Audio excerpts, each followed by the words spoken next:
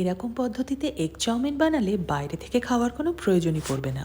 প্রথমেই চাউমিনটাকে হালকা গরম জলের মধ্যে নুন ফেলে 80% মতন সেদ্ধ করে নেব। তারপর চাউমিনগুলোকে বাইরে বের করে তার মধ্যে একটুখানি সাদা তেল মাখিয়ে ঠান্ডা হতে রেখে দেব। তারপর একটা আলাদা বাটিতে যতগুলো খুশি ডিম ফাটিয়ে নিয়ে তার মধ্যে নুন আর একটু গোলমরিচের গুঁড়ো দিয়ে সেটাকে সুন্দর করে ভেজে নেব। আচ্ছা, এখানে বলে রাখি, বেশি কিন্তু ভাজা চলবে না।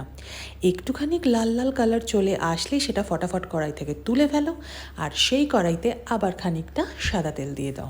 ব্যাস, তারপরে তেল গরম হয়ে গেলেই তাতে দিয়ে দাও পেঁয়াজ কুচি। পেঁয়াজ কুচিটা হালকা ভেজে তার মধ্যে দিয়ে দাও ঝিরি করে কেটে রাখা ক্যাপসিকাম কুচি।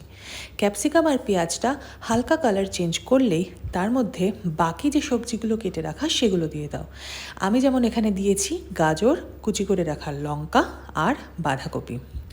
মনে রাখবে, সবজি ভাজার সময় কোনো রকম নুন ব্যবহার করবে না, তাহলে কিন্তু সবজিগুলো জল ছেড়ে দেবে। আর সবজিগুলো সবসময় হাই ফ্লেমে ভাজবে। এরপর আর কি, সবজি ভাজা হয়ে গেলে তার মধ্যে সেদ্ধ করে রাখা চাউমিনগুলো দিয়ে দাও।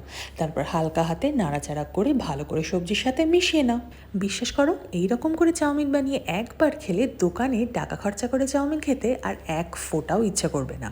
সব মেশানো হয়ে গেলে ওতে দিয়ে দাও 2 চামচ ভিনেগার, 2 চামচ সয়া সস, কিছুটা রেড চিলি সস, একটু বেশি করে গোলমরিচের গুঁড়ো, আর যেটা মেইন ইম্পর্ট্যান্ট সেটা হচ্ছে চিংসের চাউমিন মশালা।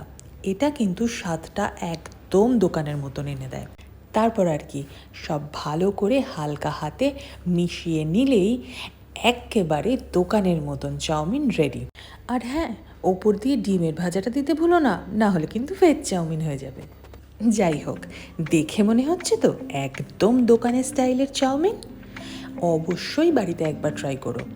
ছোট থেকে বড়, বাচ্চা থেকে দাদু দিদা সবাই কিন্তু ভীষণ ভালোবাসবে। একবার এটা ট্রাই করো, আর আমাকে কিন্তু কমেন্ট বক্সে জানাতে ভুলো না যে তোমাদের কেমন লাগলো।